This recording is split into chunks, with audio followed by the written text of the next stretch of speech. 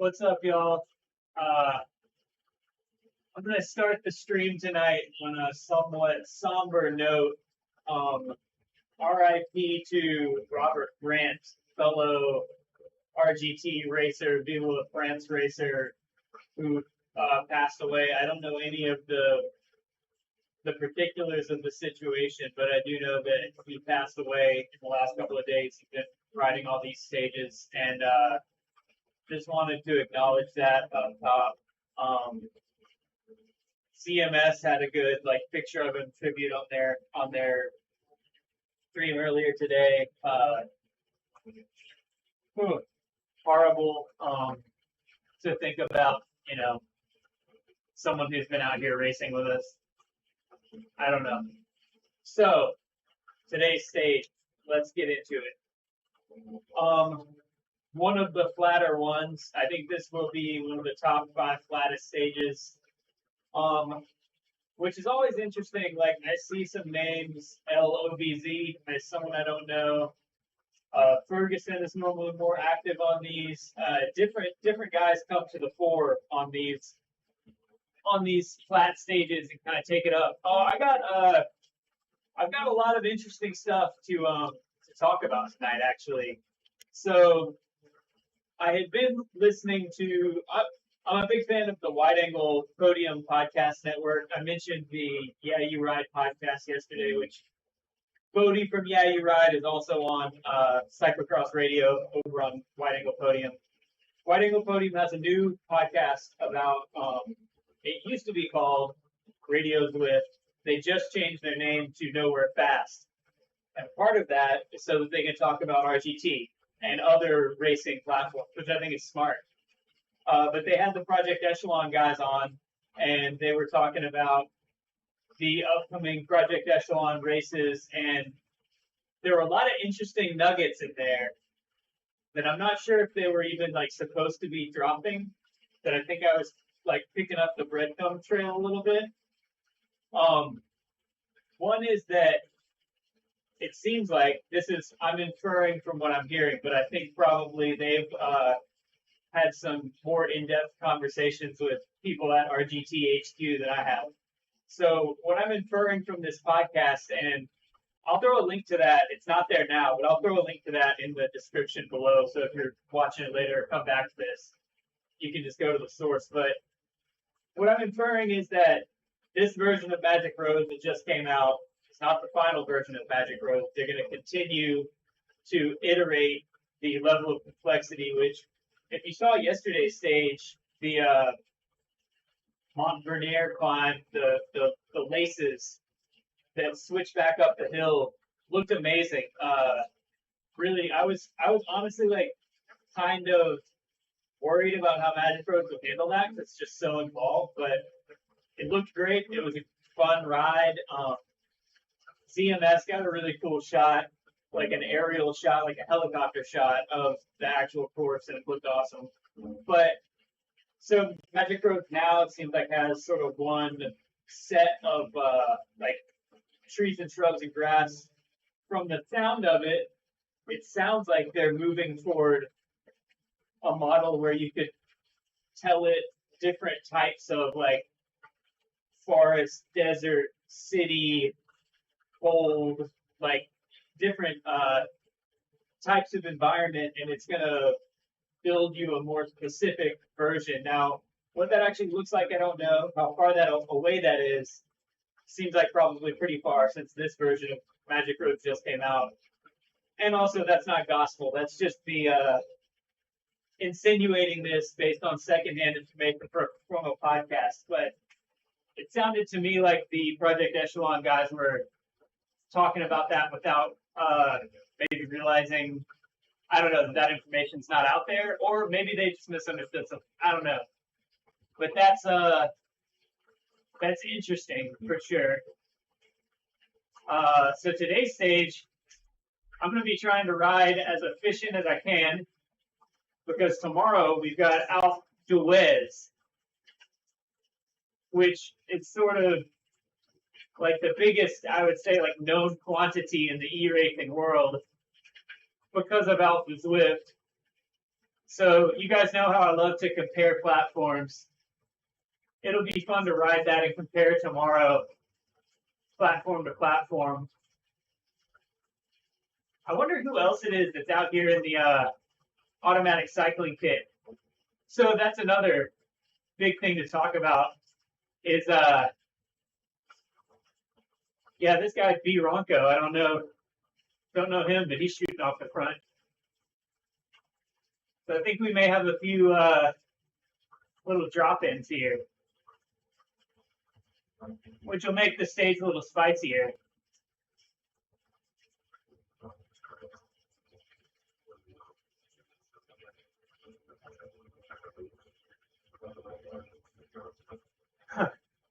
Murphy is in the chat. I was hoping maybe Murphy would be racing today, so I'd have somebody to work for, something to do other than try and save my legs. But yeah, Murphy says that Project Echelon is a big enough partner /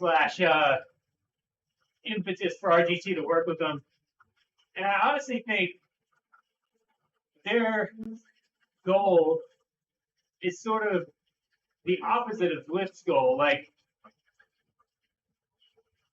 Zwift wants to sort of like own all the e-racing on their platform and sort of manage the e-racing and manage the, oh, we got a little climb here. They want to own the e-racing and they want to own the hardware. I think part of what we're going to see from this latest round of investment is going to be hardware. RGT just wants to be a platform and really give the community the tools to do what they will with it. So it's a perfect fit for Project Echelon, who is like, you guys really need to listen to this podcast. They are securing their own sponsorship, also recreating real races that have sponsors, and representing those sponsors in the game. They're working with an actual like esports agency that does like League of Legends tournaments and stuff. So they seem to like, I think they figured it out. Echelon, that is. And then RGT has figured it out in terms of saying, you guys want to put on high caliber racing on our platform, have at it. So yeah, Murphy's worried about Zwift becoming too vertically integrated and investor driven. That's what I'm worried about too. And don't get me wrong. Again, I feel like I always have to throw this out there. I am platform agnostic. Wherever has fun racing that I'm that is exciting to me, that's where I'm gonna go. And I mean, after Viva La France is over, I definitely plan to do some more racing with the Sturzo, do some maybe a Von 2 run on Zwift. I don't know. I'm going to do some Zwift racing for sure. But, I mean, the reason I'm on RGT right now so much is they've got things going on that are exciting to me. Like, when I was warming up, I warmed up over on the Canary Wharf course. And while I was warming up, I saw some of the ladies from Wolfpack, which is a pro crit team in America. I assume they're on here checking out the platform before they do the USA Crits races on here. And I'm a big fan of USA Crits, both as a racer and as a spectator. So I'm really excited to see some people that are like known quantities to me in real life, high-level bike racers on here smashing watts, and I have faith that's going to be a good product. Also, I see Billy in the chat here. So Billy, you were the one I kind of mentioned the other day on Facebook that I thought RGT would probably upgrade the scenery from what we see here. According to that podcast I was talking about, there's some more, like I said, nothing definitive, but I'm following the breadcrumb trail, and it seems like I was right there. But yeah, I agree with Billy and Murphy in the chat, talking about it's worrying how much Swift seems to want to model themselves after Peloton, which is a super premium brand that is a vertically integrated monster for non-cyclists. I just don't see it. I don't know. I don't love the sound of that. But I was being the optimist yesterday. Maybe this is optimist mode. Maybe they're going to use all that money to rewrite their spaghetti code, I heard someone call it. And because basically it seems like right now, when Zwift improved one thing, it causes a problem somewhere else. And maybe Murphy can elaborate on this as a more of a tech guy than myself, but that results from, I assume, their code not being modular, meaning you can't work on part of it without sort of affecting the whole thing. So maybe they're going to take this time and this investment right now to write a new modular code. Yeah, Billy, listen to that podcast. I mean, they didn't say it verbatim, but they kind of hinted at it on accident. And so don't hold me to it, and don't hold RGT to it. But if I had to guess, I've also, this is something that's on the record. I'll say this. I've heard James Derek Vickers on Titanium Geek. I don't know, he was on one of the YouTube channels, say specifically that they would like to get to a point where maybe they don't have to program any real road courses because Magic Roads is so good. You could literally just jump on and ride any road in the world, and the accuracy is high enough that it's not worth their time to spend dev time doing like tree for tree recreations. I don't know how they're going to get to that level. I don't know how long it would take, but that has been hinted at.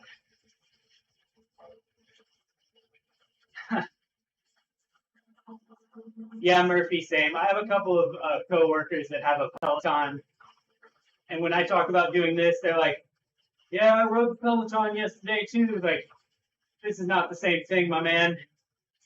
We are not the same. Ooh, I almost got kicked out of the draft there. So, yeah, Murphy says that you wouldn't be surprised if they grew too fast with too many features and they don't have a particularly scalable design. That is what I think is going on, and that's why I think you see such weird stuff whenever they do release an update.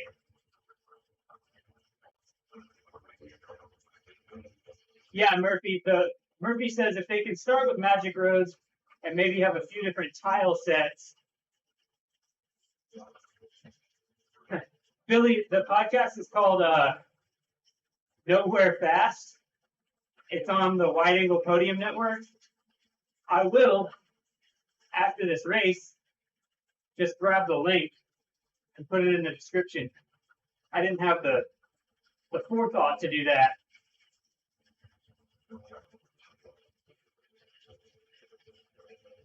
But really good podcast, really interesting. And it got me super hyped for the Project Echelon stuff and made me go through my contacts. And I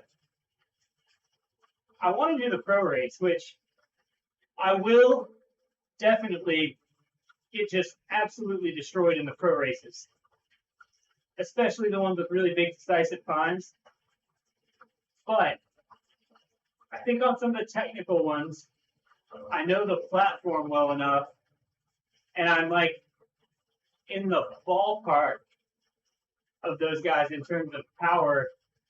I think I should be able to maybe do a little bit better than I should, you know. That's where the like esports background, and one of the things they're doing with that series is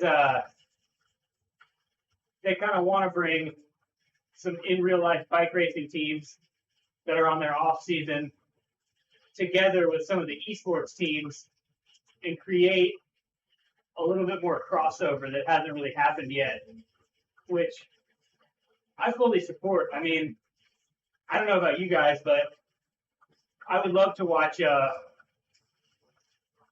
Holden Camus out there battling against, like, I don't know,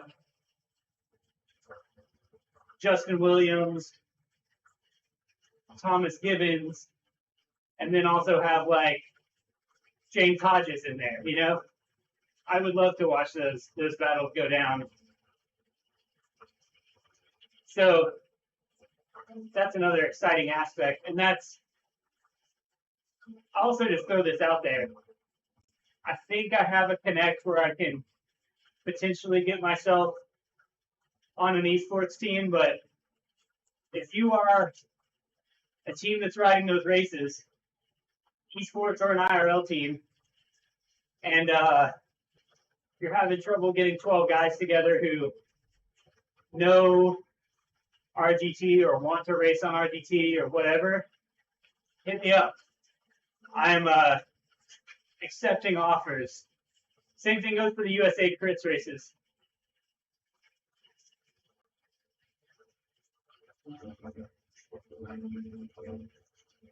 And Murphy makes a good point that the repeatability is really the big difference. My repeatability is actually really good. And I think that comes from so much cyclocross.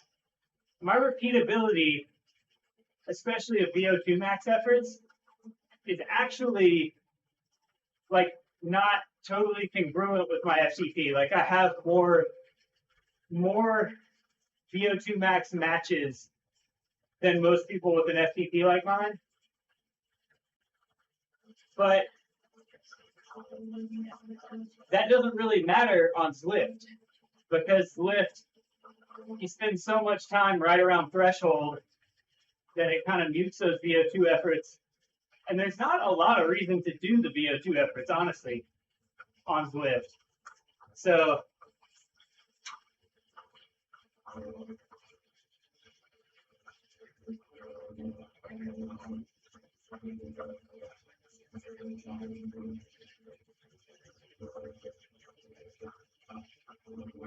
Blair says 4D power profile. I messed around with Sufferfest a little bit. I've done some Sufferfest workouts. I've never done the full Sufferfest 4DP plan, partially because I think it would wreck me pretty hard, and it's hard to fit it into a training block, or a training plan, rather.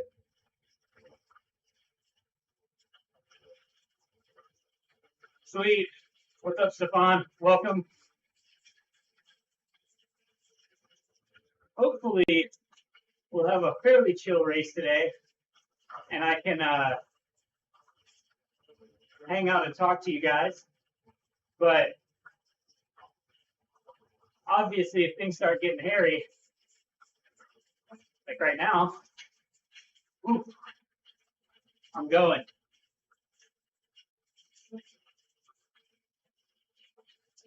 That is something, what just happened, caught me out a couple of times. Yeah, Murphy, I'm tempted to get on Zert. I like the sound of that.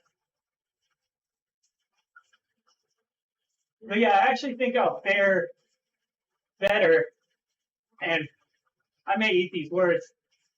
I think I'll fare better in pro level RGT races where the draft is a little bit more drafty, and the efforts above threshold are repeated and farther above threshold, which I already do okay in big level Zwift events. I did the WTRL gravel series right before the week before this started, and ended up 10th out of 40, and that was like, you know, it streamed on Zwift Community Live. Few IRL pros in there, current and former. So I'm not that far off the mark, even though Zwift doesn't really play to my strengths. It doesn't really.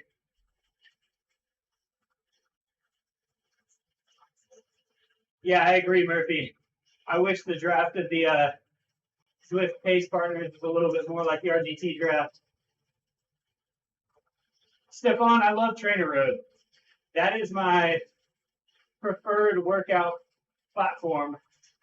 And honestly, if it weren't for the whole lockdown race cancellation situation, normally this time of year, I am deep into a Trainer Road cyclocross plan because I think that's the most time efficient way to get fit is those Trainer Road plans. And I like on the Trainer Road plan that it gives you like low, medium, and high volume options. And yeah, I'll say the fastest I've ever been, like 5.2 watt per kilo FTP, was off the back of a Trainer Road plan that I followed like to a T. So normally what I do rolling into cyclocross season, which I've kind of accepted this year that maybe this Project Echelon stuff will kind of be my cyclocross season. That'll give me something to smash myself for 1 hour at a time over the winter. And then I'll take some time off, do another build, and come into the proper road season next year. Anyway, normally, right now, I would be in the middle of a Trainer Road cyclocross plan, and I would, what I normally do is do the low volume plan, and so that's 3 workouts a week, but all 3 workouts are super hard.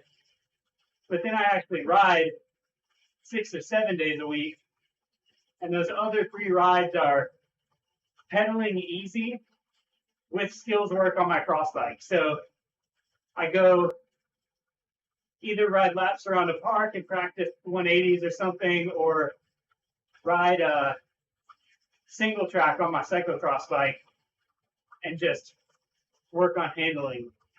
And that seems to be a good balance.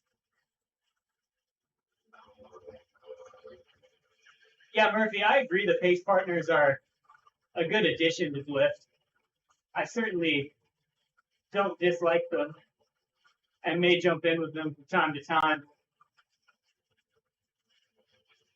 It would be nice if you could, from a pace partner ride, then start working on a route badge or something. I mean, I don't know, we could get into what would be nice all day.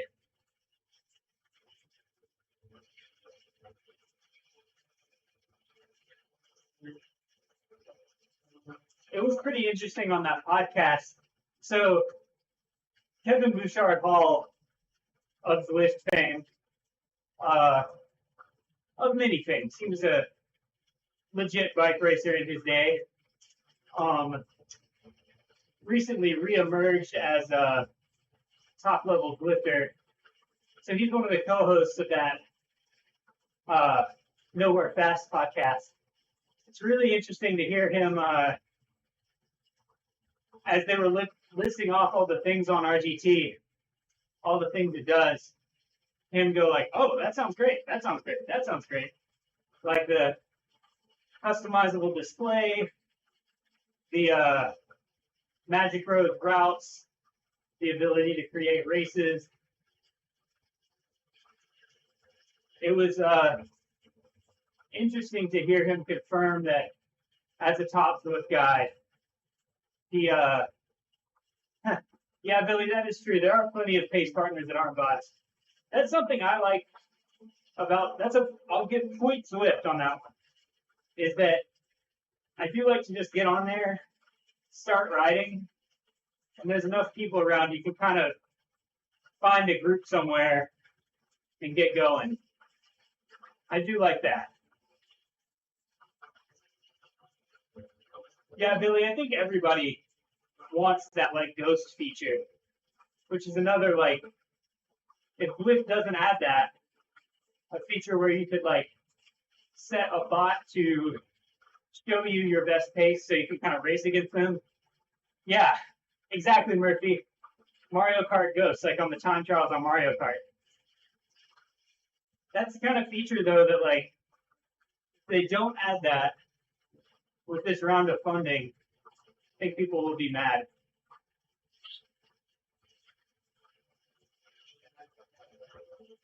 And like RGT has already, I mean, most of you have probably seen it. My video about the RGT bots versus the Zwift pace partners. RGT already has like a pretty good deal of customization available with the bots.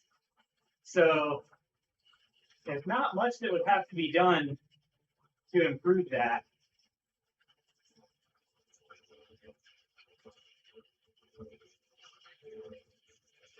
Whoop, got a little caught out there. Murphy, that is weird. I've played a lot of Mario Kart, but not so much in the time trial mode. Although that makes sense to me. You're a very analytical guy, so time trial mode, you can really get in there and like dial in your lines. That makes sense as a cyclocross racer.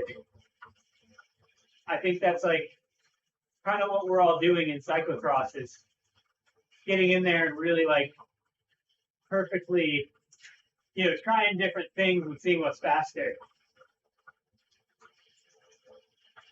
I wish I had a pace partner in real life cyclocross. Sometimes you ride a feature. This is a little cyclocross secret that I feel like roadies don't get, but cyclocross course, you go out and do a free-ride lap, look at it, and you sort of identify what are the specific things on this course that are going to be crucial, and then you session them, meaning you like ride the same thing over and over to try and optimize it. I don't think you do that much in other forms of racing except maybe downhill, but I wish that I could have a ghost of my best time to ride against, because sometimes you do two different lines and it's like, I don't know, I think that was fast. I do like to, yeah, Murphy, I realized that free ride was an art form when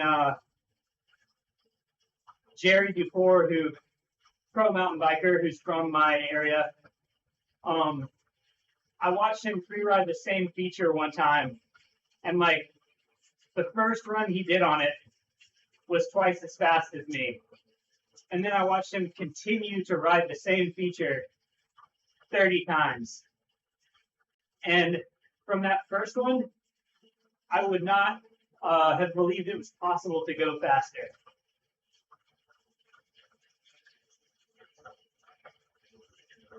Winter, they're both kind of tough Winter asked if she should pay attention to the distance or the time between herself and other riders on Zwift. They're both a little bit fraught. The time calculations on Zwift are notoriously inaccurate. So it's tough to say. But then distance calculations also,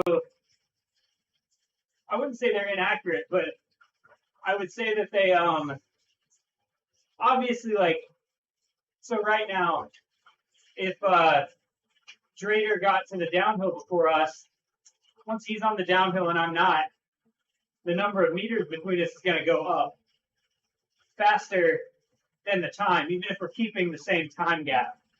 So for that reason, if you're looking at time, it's basically always going to be, or if you're looking at distance, it's going to look short on an uphill and long on a downhill. Just because the nature of the speed changes. So you just have to bear that in mind. It's honestly hard to glean too much useful information from anything other than if it's going out, you need to go faster. And if it's coming back, you're catching. But that's really all I would focus on. Bob asks if I see RGT incorporating Sturzo. So Sturzo actually, I mean, I wish, I'll say that. I do love the Sturzo. It's controversial opinion. Sturzo's fun. So Elite and Zwift has an exclusive deal. I think it's for a full year. Somebody correct me if I'm wrong there. So we will definitely not see Sturzo races in RGT during that time. What we could see is another brand have another steering plate that is usable on RGT, or a whole different system in general. Maybe RGT comes out with a thumb pad, who knows? I do think it would also be easier for RGT to implement. Thanks, appreciate the good luck. I think it'd be easier for RGT to implement steering because they already have that side-to-side collision detection, and the pack is already not jumping around like a swarm of bees, and we're all seeing the same thing because the positioning is done on the server side. So as everyone else is turning, I'm seeing exactly where they're turning, and they're seeing exactly where I am. It just makes it a lot smoother and easier to implement. Yeah, Murphy mentions that you do, since there's already a companion app, that could be an option. The platform, The Rivet, is using that. And I've heard mixed reviews on it, but I know that they're using it and it's working okay. So we'll see. And it could be, eventually, there's sort of like a range of options. Like you can turn steering on with a Sturzo, or you can turn steering on with your phone, or you could run a game controller. I think eventually that's what we'll get to, is like there are multiple ways to steer, and then it'll be an option to turn steering off, and it'll just AI steer you, which I also think that would work better on RGT than it does on Zwift, because on RGT, your avatar, like right there, I just dived onto that wheel. Your avatar does a much more realistic job of looking for wheels to get on. And I think because of that, you wouldn't have the problem that we're having with Sturzos now that I've had, where you can get onto a line that no one else is on, and they won't draft you, they won't find you, or vice versa. Yeah, I agree, Bob. It is the next level of realism, and I really like it on Zwift. the steering races I've done recently, the ones where they're steering enabled and most of the field has steering, are some of the most fun ones I've done.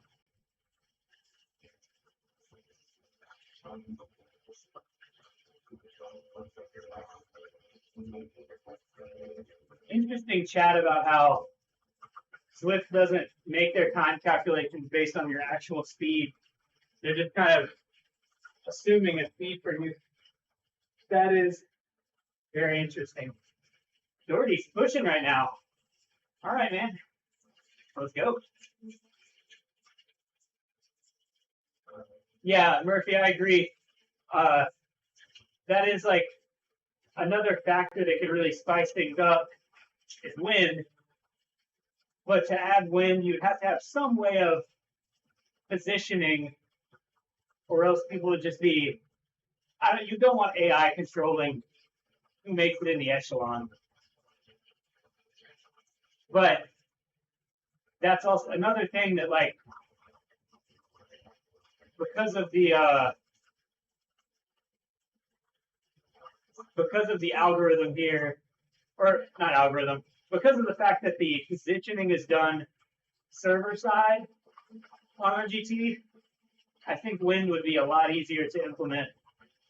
And maybe that's what Swift is going to change with all this money.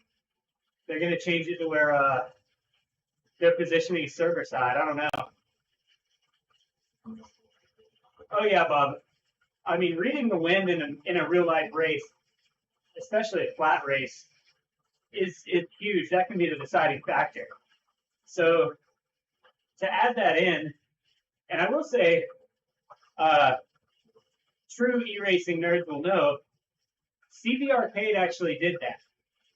And CV Arcade just, I'll say RGT right now is twice as good as CV Arcade was.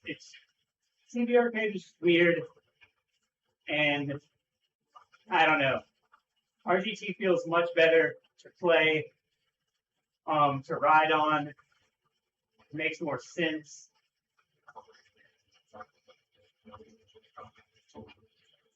We make sure the tempo stays pretty decent right here. Trying to keep us rolling decently fast over these little lumps. I think that's my job today. Set pace on these little uphills. And I'm hoping, so this is the opposite of what I would do normally. Normally I would attack that thing hard as I can to try to split this group up. If this was a one-day race and this was it. But because, one, we got the Alp tomorrow, and two, I've got a GC to think about. I really want to keep this group together, and I want us to go as fast as we can. Being that I'm probably the lightest guy here, I think the best thing I can do for our overall average speed is to hit the front and do a hard but manageable pace that these guys can still draft off of. A pace that's high enough, no one will want to attack over the top, but slow enough, or not even slow enough, just together and consistent enough that we're getting a good draft. Yeah, Murphy, that would really not be good for us light riders. In real life, if it's a particularly windy day, there's not a whole lot I can do in that situation. I have to be super mindful of sticking in whatever group I'm in, and I really can't go out on my own at all. The one time I've been dropped, like fully dropped from a Cat 2 crit, was in New Orleans, the Harbor Master Criterium. Also, shout out Bodie again of the Yeah You Ride podcast and Cyclocross Radio. He's the promoter of that race, or was the promoter of that race. But there was so much wind that day. You can imagine it's New Orleans. We're right by the harbor, so wind coming off the water.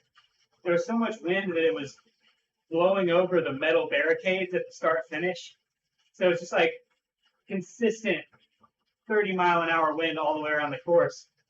And then on top of that, I want to say it was a Pro 1-2 field, which not a ton of Pro 1-2 riders in the like Louisiana, Mississippi area. So I think there were like 12 of us, which for me means there's nowhere to hide.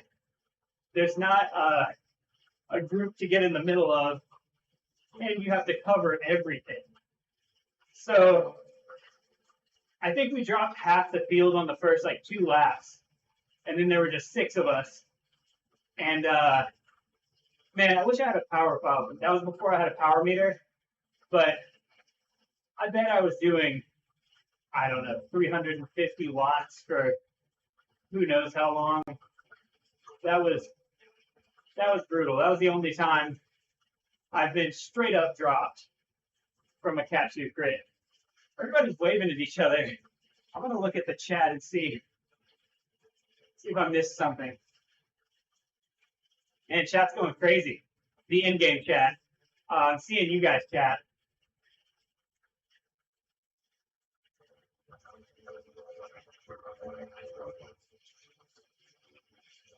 It looks like Drader is playing Peloton Dad in the chat, which is good. That's a phenomenon that, okay, let's get into like feature request corner here on Zwift or on any of these platforms. I want an in-game voice chat, like a Discord or something, but it's proximity based. So at this point, only the people in this group can hear each other. Like in real life, when you get into a breakaway, and then you're like, somebody's got to be Peloton Dad. A lot of times, guys don't want to work together or aren't rotating, or like there's one guy not taking pulls, and you have to tell that guy, like, or you have to tell everybody, this kid has a teammate in the break, go around him, and like just having that verbalization of what's going on can totally change the race. I think that's one of the things that e-racing is missing, and you see it in the WTRL time trial on Zwift, which is awesome. That event rules.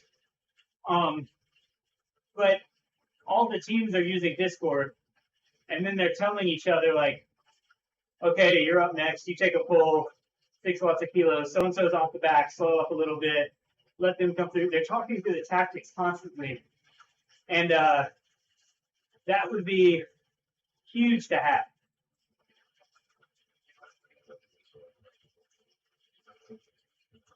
Yeah, I think that does exist, Murphy. It just doesn't exist in any of the cycling esports platforms. But imagine if there was automatically a voice chat right now, where I could talk to only these guys and tell them, hey, I'll take the reins on these little uphills. I want to keep it fast.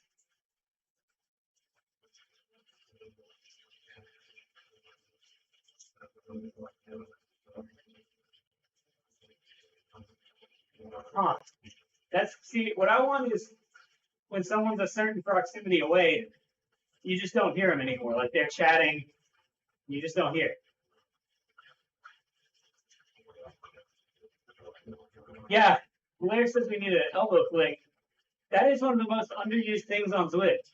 There is an elbow flick button, but it's not convenient to get to, and it's kind of hard to see. While I'm talking to Drader, I'll take the reins on all these little uphills, man. I'll try and do a pretty hard pace every time it goes over 1% up. So like right here. And when I say hard pace, I mean, I want you guys to draft. Just keep the group going.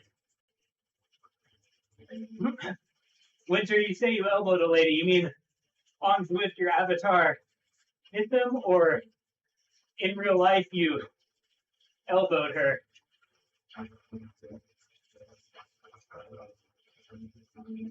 Oh, oh, you should have just flagged her then.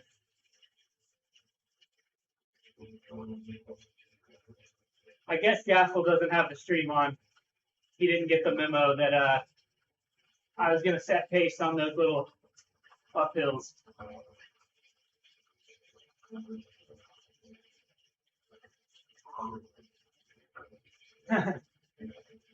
So, honestly, here's how I think it should go. Winter said she wanted to knock over her avatar. I think if all these platforms were really smart, Swift would lean into the fact that it's a game, and it would add crazy stuff like that, where you could, where maybe you could, there's like a combat mode where you can, like road rash style, hit people, or a mode with power-ups like the Mario shells you could use that are negative power-ups.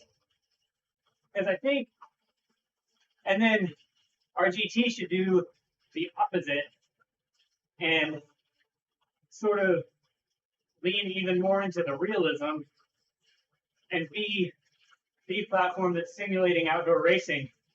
But while doing that, they need to, or they could, simulate outdoor races that are hard to keep up with. Like, if any of you guys watched the Hammer series, it was sort of like bringing track formats to the road, where the racing is, it's laps and it's points based, and there's like, maybe there's a climb and you do 10 laps, and there's points for the first 20 people over the climb. Points go into a team bucket. So it makes exciting racing because everyone is trying to be to the top of the climb 10 different times. And groups split up and come back, and people blow themselves up, and there's different strategies about how teams are going to get points.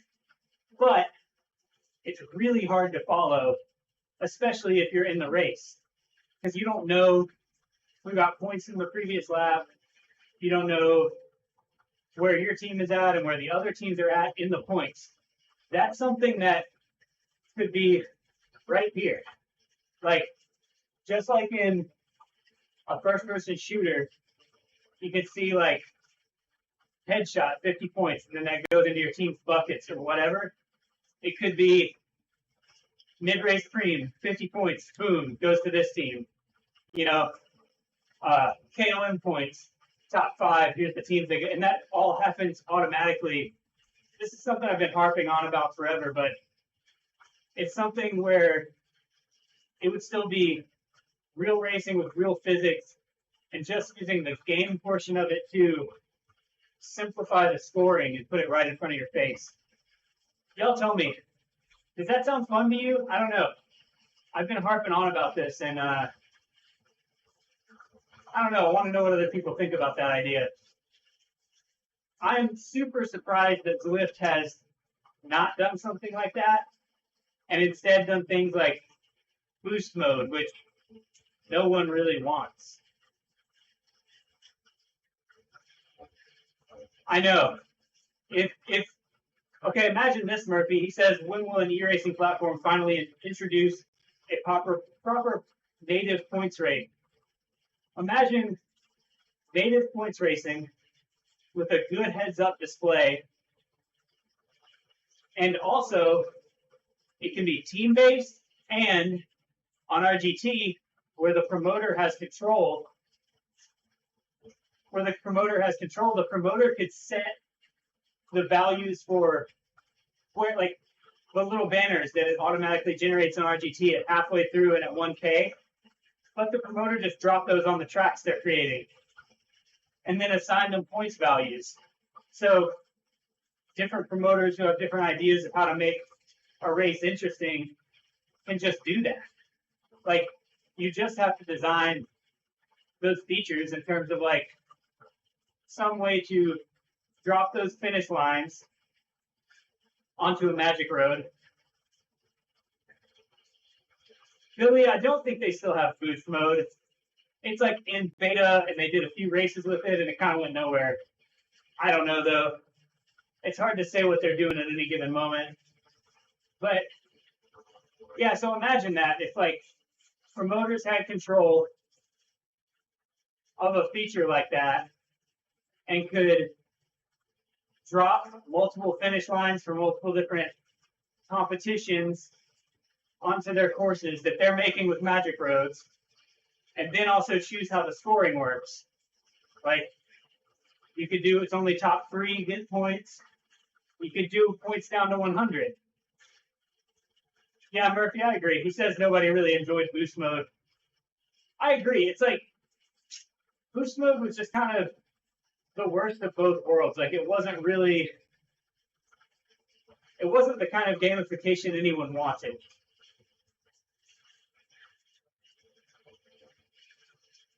So hopefully they'll let that fall by the wayside, but maybe they're going to put one of those 100 millions into new boost mode formatting. Who knows? Yeah, Billy said it right as I said it. The timing's probably off on the chat, but right as I said that they would invest the 450 million in that, Billy said the same.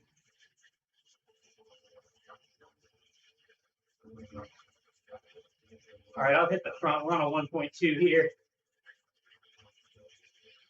I am not attacking, guys. I'm just bringing the pace up.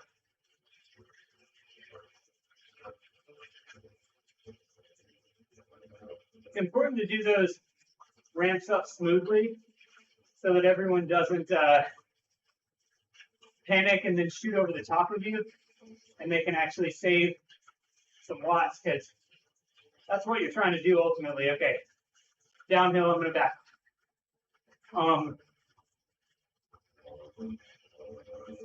Bob, today I'm going with about 75%, just because there's nothing over. You could really go 100% on this one. There's nothing over 3-4% max maybe, and I really want to, like I was just saying, I want to be super aware of those little changes, because on a course like this where you got 2% down and 2% up, you could be doing 100 watts in the draft on the downhill. And if you're not watching the slope in the top right-hand corner, and it goes just slightly back 2% uphill, and you don't crank those watts up 250, you can be out the back immediately. And while maybe you can bring that back, that's just an effort you don't have to do. Hey, there's my name. That's an effort you don't have to do if you have your trainer feedback intensity set high enough that you just feel it. When you feel it start to grab, you honestly just kind of keep the same cadence, and your power will scale accordingly just about. At least that's what I normally try to do. I mean, that's given that someone doesn't attack at that moment or whatever, but even that, it's going to, like, put it in your mind, like, ooh, we're on an uphill. If someone was going to attack, this is where they would do it. Yeah, Billy, it's going to be weird to, it's going to be so weird to be done with this event. I've gotten so used to it. So I am going on vacation next week, which I was going to go to Gulf Shores, which got decimated yesterday. And tourists are banned from going there until the 26th. So I had to change my plans today. So going to Destin, Florida, but I am excited to relax a little bit, but it is going to be really weird not getting on the trainer at 6 o'clock, doing 2 laps of Canary Wharf, setting the stream up. I'm just it's like so ingrained now. It's like making my breakfast in the morning or something. It's just on autopilot. Yeah, that is good timing, Murphy. Apparently Gulf Shores got decimated.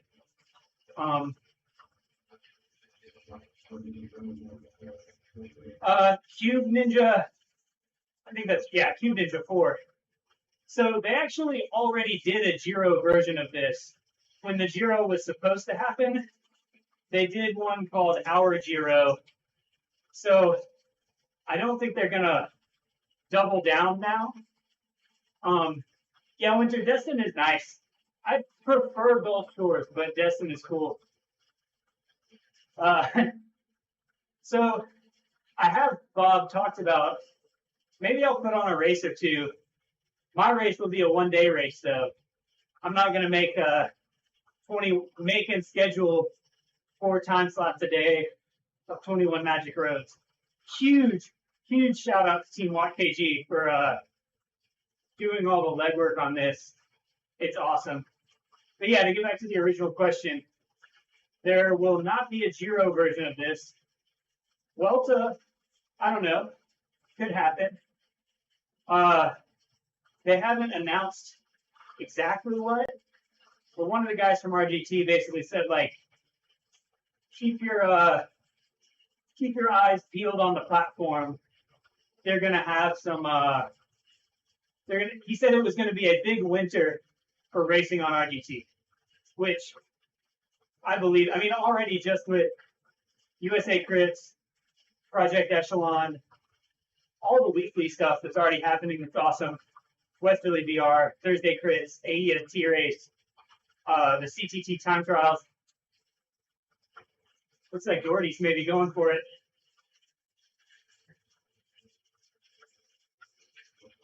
I'm gonna take this one.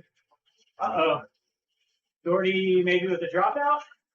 I hope you're all right, Doherty. Unplug your dongle and come back to us. Oh, no.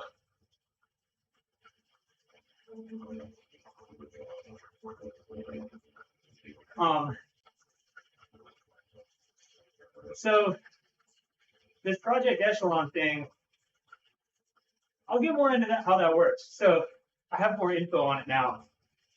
It's going to be based on real life American races.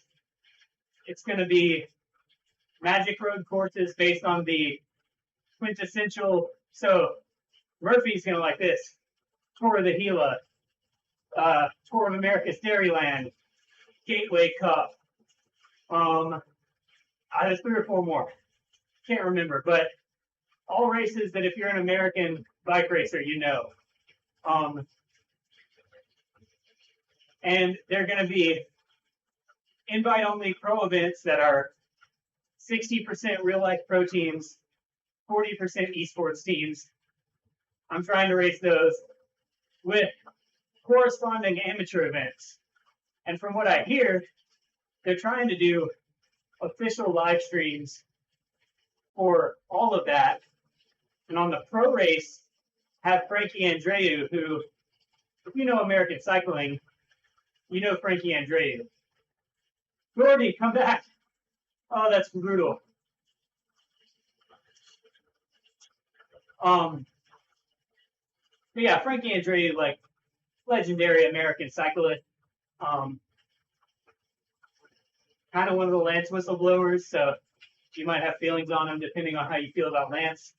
But he's going to do the announcing. They're going to have a pro-level live stream.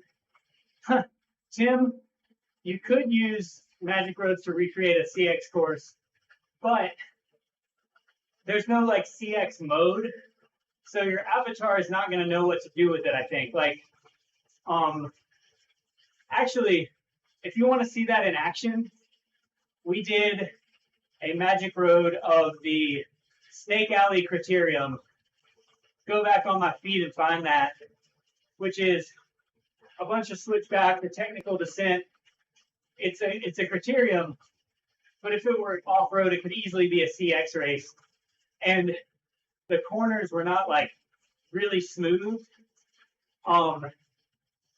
There were some rogue GPS points that basically made your avatar slow down a lot for all the corners. And in my mind, I just decided, you may have already watched this, I think you watched the channel, but in my mind during that race, I decided I'm going to race this like a muddy cyclocross race, where if it's a corner, you basically can't pedal. But if it's an open spot where you can pedal, you have to absolutely mash. If you can get any traction and any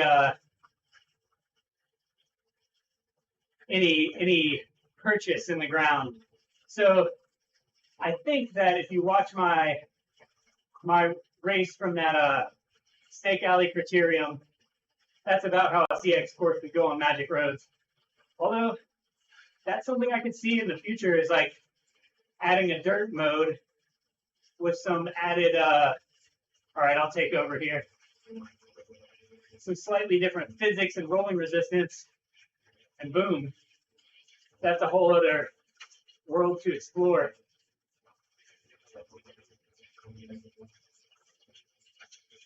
Looks like Gaffel wants to get away.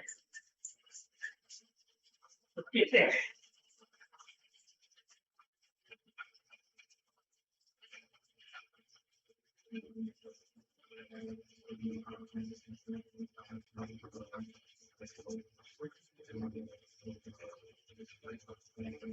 All right, boys, this is it. Let's roll.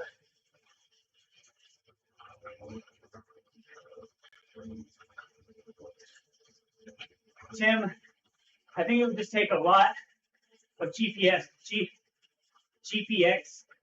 smoothing.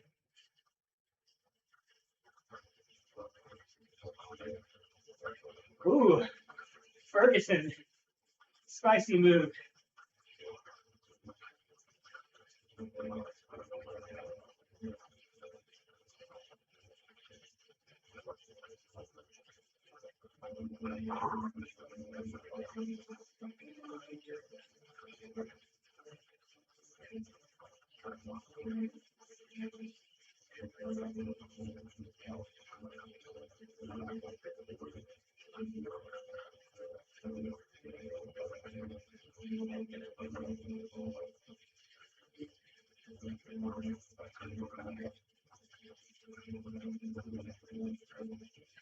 Coming into the Finnish town of Cisteron.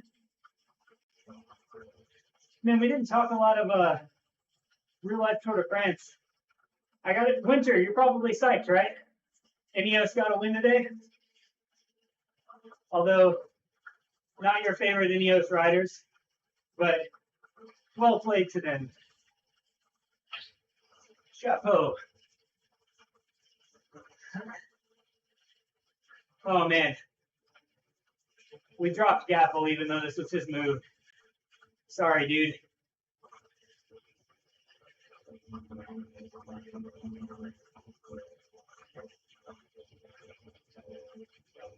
Amazing work here on the pace line, guys.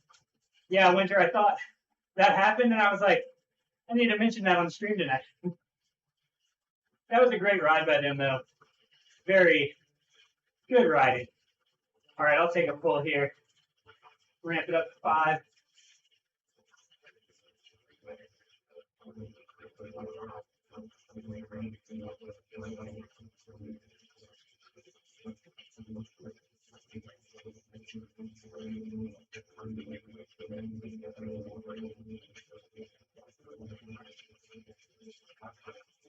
Yeah, I would love to have seen Hershey get it. He's been working so hard. Hershey has kind of been like the revelation of this tour for me. I didn't know anything about him, but he is killing it. All right. Pulling off.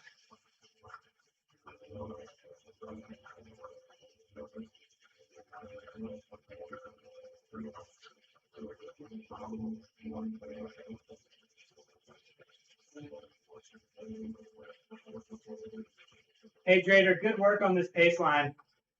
We are riding very efficiently.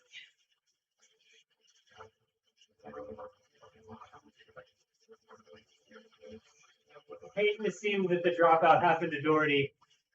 That's brutal. All right, I always say it. No shenanigans until the 1K banner. Yeah, imagine banner like that. Promoter could drop it wherever they want, assign it a points value. That would be amazing. And it seems not totally out of the realm of possibility, maybe. I don't know. Hard to say.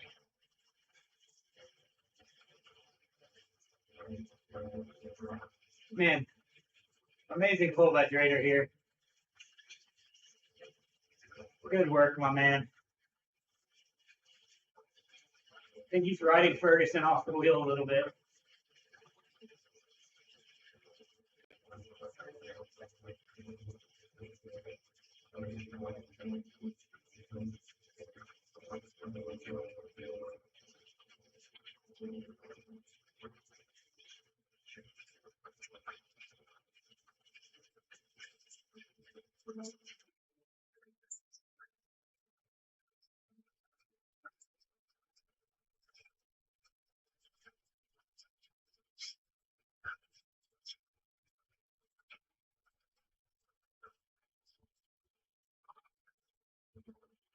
Whoa. Woo. That was a long sprint.